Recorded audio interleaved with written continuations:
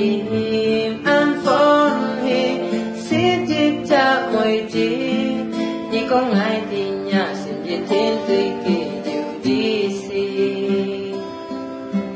ngài nhong buồn nhị chim vui ngày phun mi chỉ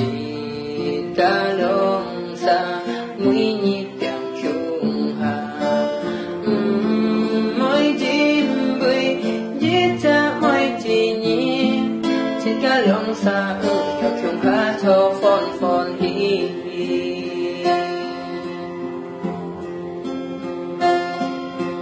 hẹn chiều hay nhà phun chim diệt thiên ca tô kỳ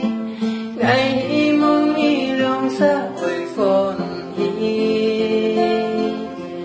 chim vui chi ta lòng xa hồ con hồ biểu thi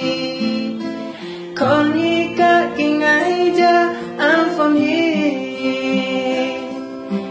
kinh ha chun to ngày tan xa han trôi ali